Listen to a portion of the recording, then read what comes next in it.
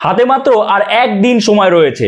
আর আপনি যদি অন্নপূর্ণা যোজনার পরবর্তী কিস্তির টাকা পেতে চান তাহলে আপনাকে এই একদিনের মধ্যে কিন্তু এই কাজগুলো করতেই হবে।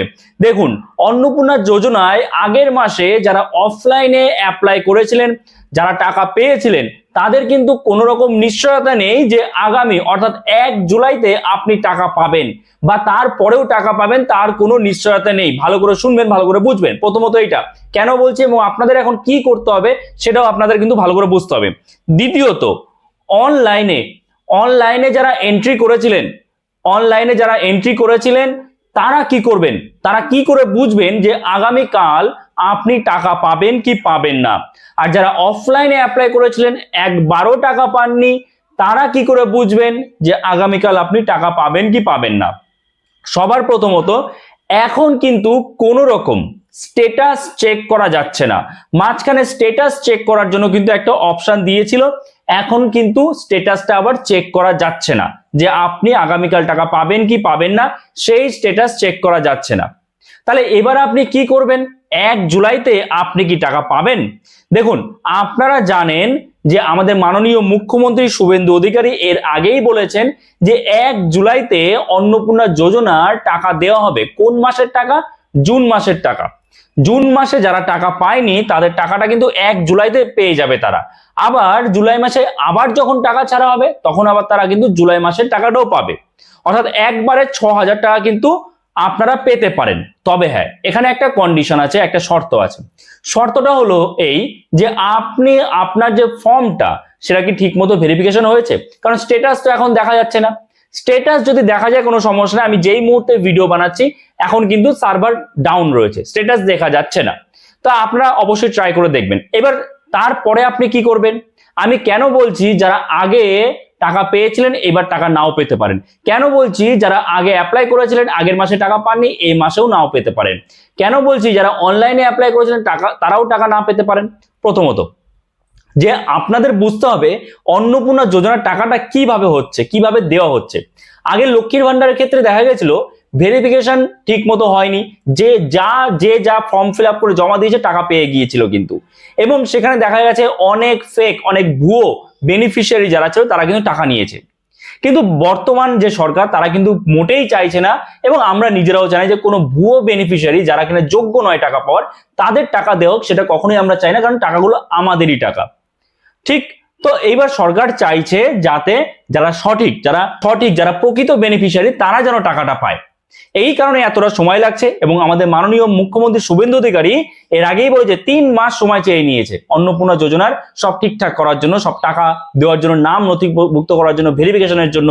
এবং এটাও বলেছে যারা কিনা জুন মাসে টাকা পায়নি, জুন মাসে ফর্ম ফিল আপ করেছিল, তাদের টাকা কিন্তু জুলাই মাসের 1 তারিখে দেওয়া হবেই হবে যদি তাদের ভেরিফিকেশনটা কমপ্লিট হয়। আপনারা প্রথমের দিকে ফর্ম ফিল আপ করেছিলেন অফলাইনে, তখন তো অনলাইন ছিল না। অফলাইনে যারা ফর্ম ফিল আপ করেছিলেন মানে জুনের আগে মানে মে মাসের 27, 28, 29, 30 এর মধ্যে যারা অ্যাপ্লাই করেছিলেন দেখবেন অনেকেই 1 দিন 2 দিনের মধ্যে টাকা পেয়ে গেছে। কারণ তখন সবাই অ্যাপ্লাই করছিল না, সবাই অনলাইনের জন্য অনেকে বসেছিল, বা সবাই জানতো না কিভাবে কি অ্যাপ্লাই করতে হবে। যে কারণে যে সরকারি যারা স্টাফ আছে তারা কিন্তু আপনাদের ডেটাটা সঙ্গে সঙ্গে পোর্টালে তুলতে পেরেছিল, এবং সেখান থেকে তারা কিন্তু তাড়াহুড়ো করে ভেরিফিকেশন করতে পেরেছে এবং টাকাটা দিতে পেরেছে। কিন্তু তারপরে যখন অনেক চাপ বেড়ে গেল তখন কিন্তু দেখা যাচ্ছে তারা কিন্তু আর পেরে উঠছে না, এত কাজের চাপ বর্তমানে। যে কারণে যারা যারা অফলাইনে অ্যাপ্লাই করেছিলেন আগের মাসে মানে জুন মাসের 1 তারিখের পরে, 2 তারিখ বা 3 তারিখের পরে যারা অ্যাপ্লাই করেছিলেন তারা কিন্তু সিংহভাগ অনেকেই টাকা পাননি। কেন টাকাটা পাননি? কারণ আপনাদের ফর্ম কিন্তু এখনো হয়তো অনলাইনে এন্ট্রি হয়নি, ডেটা এন্ট্রি হয়নি। তাহলে এবার আপনি কি করবেন? আপনার তো হাতে একদিন মাত্র সময় রয়েছে, আপনি স্ট্যাটাসও চেক করতে পারেন না। তাহলে একটা কাজ আপনি একবার দেখুন, ট্রাই করে দেখুন যে স্ট্যাটাস আপনি চেক করতে পারছেন কিনা। যদি পারেন তো ভালো কথা, সেখানে দেখতে পাবেন। যদি আপনি স্ট্যাটাস চেক করতে না পারেন তাহলে আপনি সরাসরি চলে যান কোনো অনলাইনের দোকানে বা সাইবার ক্যাফেতে চলে যান, সেখানে গিয়ে বলুন যে আমি অনলাইনে অ্যাপ্লাই করব। আপনি আপনার আগের যে ডেটাগুলো যেখানে আপনি অফলাইনে অ্যাপ্লাই করার সময় দিয়েছিলেন সেই ডেটা দিয়েই অনলাইনে অ্যাপ্লাই করুন। যদি দেখা যায় আপনার ডেটা এন্ট্রি অলরেডি হয়ে গেছে, সরকারি যে স্টাফ আছে তারা ডেটা এন্ট্রি করে দিয়েছে, তাহলে আপনি আর অ্যাপ্লাই করতে পারবেন না। আর যদি আপনি অ্যাপ্লাই করতে পারেন তাহলে মনে করবেন আপনার ফর্মটা ওই রকমই পড়ে রয়েছে, তা আপনি অনলাইনে অ্যাপ্লাই করে দিলেন, ঠিক আছে, তাতে কি হলো, একটা স্টেপ আপনি এগিয়ে গেলেন। এরপরে আপনার ভেরিফিকেশন হবে, ভেরিফিকেশনের পরে কিন্তু আপনাকে যদি আপনার ভেরিফিকেশন সব ঠিকঠাক থাকে, যদি সব শর্ত আপনি মানেন, তাহলে আপনাকে কিন্তু টাকা দেওয়া হবে। কিন্তু যদি ফর্ম ওইভাবে পড়ে থাকে তাহলে কিন্তু টাকা পাবেন না। কি বললাম, বোঝা গেল? তাহলে আপনাদের এখন একটাই কাজ। আর যদি দেখা যায় আপনি যদি স্ট্যাটাস চেক করা যায় এবং সেখানে গিয়ে আপনি স্ট্যাটাস চেক করতে যখন যাচ্ছেন, তখন যদি আপনি ফোন নাম্বার বা আপনার যে আধার কার্ড নাম্বার রিকোয়ারমেন্ট রয়েছে সেটা দিয়ে যখন চেক করছেন, আপনার কোনো রকম ডেটাই দেখাচ্ছে না, তার মানেও কিন্তু একই ব্যাপার যে আপনার ফর্ম এন্ট্রি হয়নি। তাহলে সোজাসুজি আপনাকে যেতে হবে অনলাইনের দোকানে। সব থেকে বড়, অনলাইনের দোকানে যান, গিয়ে আপনি আপনার আগের ডেটাগুলোই দিন যে আমি অ্যাপ্লাই করব।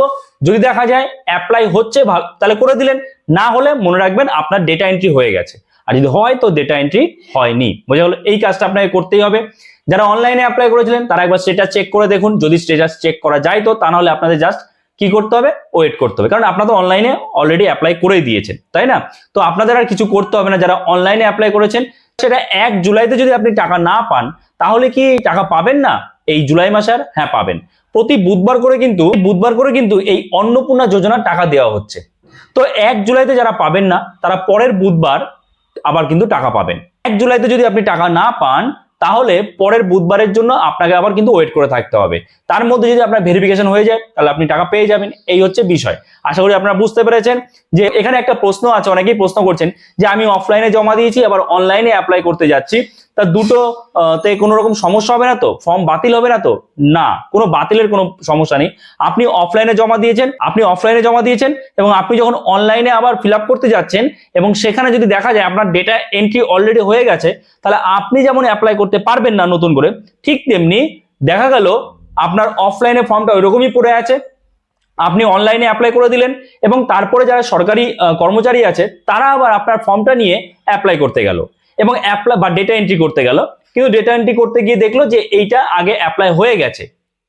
একই ব্যাপার, তারা তখন অ্যাপ্লাই করবে না, তারা একবারে ডাইরেক্ট আপনার সেই অ্যাপ্লিকেশনটাকে কি করবে, ভেরিফিকেশনের জন্য পাঠিয়ে দেবে। বোঝা গেল? আশা করি বুঝতে পেরেছেন। সো এই ভিডিওটা এখানে শেষ করছি।